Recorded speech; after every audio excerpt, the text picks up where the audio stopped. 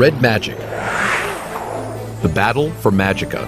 Chapter 20. A Hopeless Search. Magica's royal palace stood in a grand cobblestone square in the exact center of the city, its graceful spires reaching toward the sky.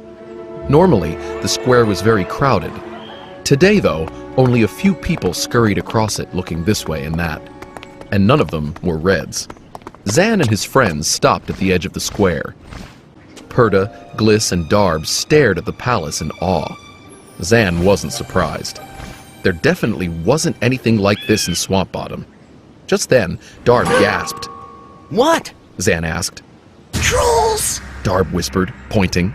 Several of the ugly, hulking creatures were lumbering across the square. The kids all ducked behind some shrubs. Now what? Gliss asked. We can't just walk up to the palace with those trolls there, even with our disguises.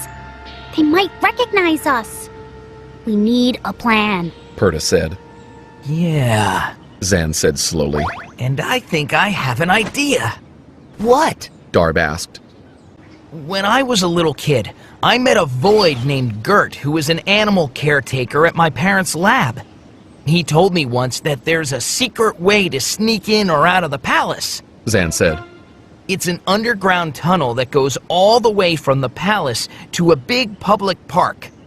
Gert said the tunnel was built during the old times, when dark magic was everywhere. The king and queen needed a way to escape in case an enemy struck them with a dowsing spell to keep them from using their magic. Really? Gliss sounded hopeful. Do you know which park Gert was talking about?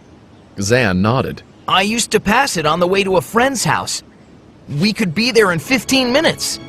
He led the way through the city. Like the palace square, all the streets were deserted. Where is everyone? Gliss asked. They're probably hiding from those trolls, Perda said. Soon they reached the park. It was even bigger than Zann remembered, taking up 4 city blocks.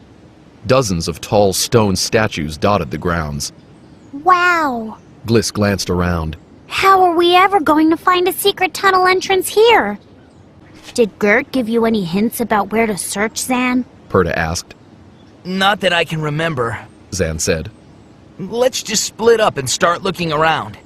His friends wandered off and started peering under and around the statues. Zann kicked at the park's paving stones, testing to see if any seemed loose. Zing followed Zann around for a while, but then the dragon spotted a buzzworm and started playing with it. The worm buzzed angrily as Zing tossed it into the air. Settle down. Zann told the dragon. You could help us search, you know. Zing ignored him, batting the buzzworm under a huge statue of a warrior mounted on a dragon.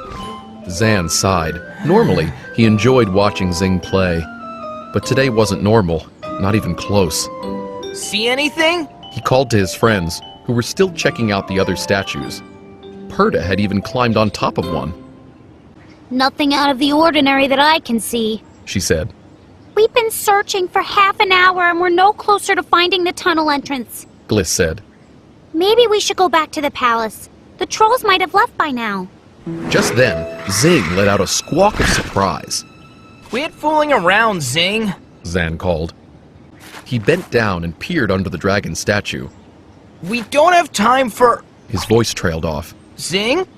What's wrong? Darb asked. He ran under this statue. Zann said. But now I don't see him. Then he gasped as Zing's head suddenly popped out from the belly of the stone dragon. By now, Gliss had come over to examine the statue too. She blinked in surprise when she saw Zing. I just checked this one. There was no hole or anything. I swear. I even felt under it as far as I could reach. Zann dropped to his hands and knees and crawled under the stone dragon.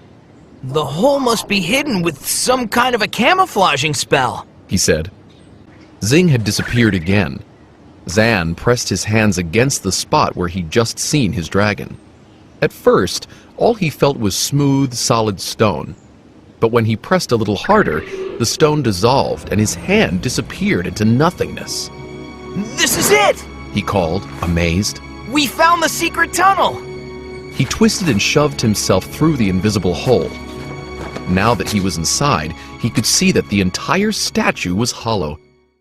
Zann glanced toward the back end of the statue just in time to see a spurt of flame coming from that direction. He crawled toward the flame and saw a narrow tunnel angled steeply downward. It was pitch black, except for the glow thrown off by Zing's fiery breath.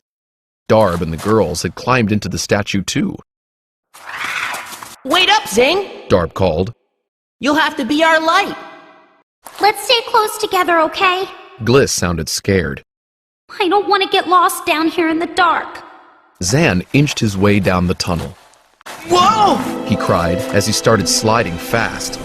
It was steeper than he thought. He landed on Zing's tail, and the dragon let out an offended squawk. Sorry. Zann said. You should have moved out of the way. He scooted aside as the others slid down. That was a long way down. Perta exclaimed. How will we get back up there without magic? If we make it to the palace, we won't have to worry about that. Zann pointed out. Come on, let's go.